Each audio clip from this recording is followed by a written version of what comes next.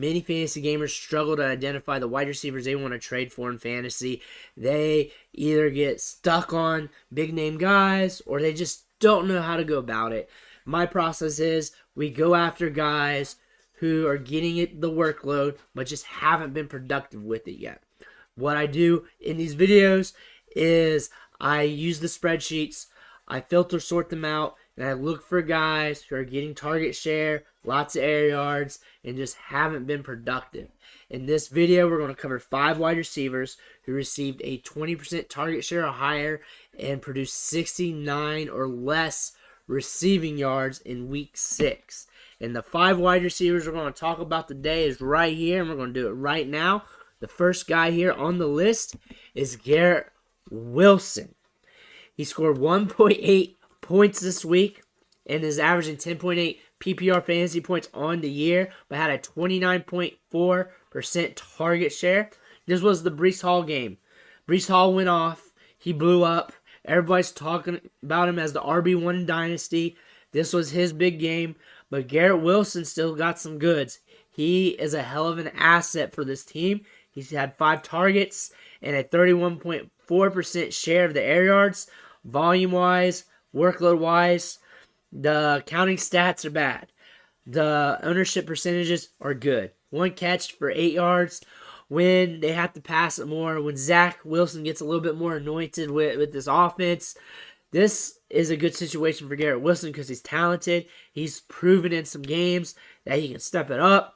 From a trade perspective, since he hasn't been productive, he's been dealing with some injuries, you might be able to catch him on the cheap if you want him. This is more like suggesting to you, not proclaiming, because this is what the spreadsheet's spitting out, not what I'm hand-picking.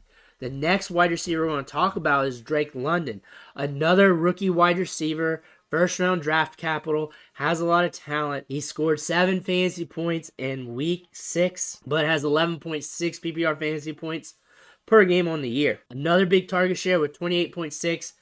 That's big. That's almost elite level. When you're pushing 30, that's really good. 4 targets in the game. Another low-volume passing game. We saw Kyle Pitts score his first touchdown in U.S. land in the NFL, so that's good to see. And London's going to have his gains. He's going to have his time because he's getting the targets. He's getting a large ownership. And if his manager's thinking anything about trading him, you might be able to catch him on the cheap. However, since he has been producing, it's going to be a little bit harder. You're more likely to get Garrett Wilson than you are Drake London, but you might be able to in some leagues. A lot of people watch this channel, and a lot of people come from all kinds of different home leagues. So it's hard for me to tell what you're going to get. So this is why I do so many videos covering so many players, just giving you all these suggestions to go with. 46.8% share of the air yards as well. So he is owning a large percentage of the workload in the passing game. Third wide receiver going off on today is T. Higgins.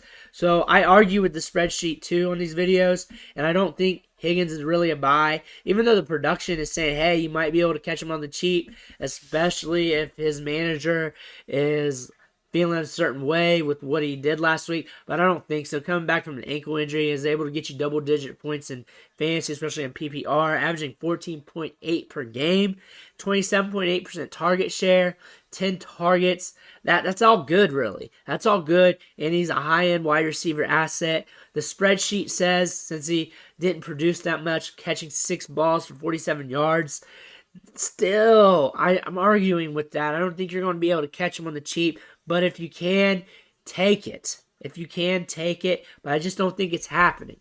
The next wide receiver is Curtis Samuel, and I can see people pulling him off on the cheap in trades, maybe even as a throw-in and a bigger deal. 2.6 fantasy points, 13 points per game. Carson Winston even hit 100 yards passing in this game, but still owned a 22.7% target share on 5 targets.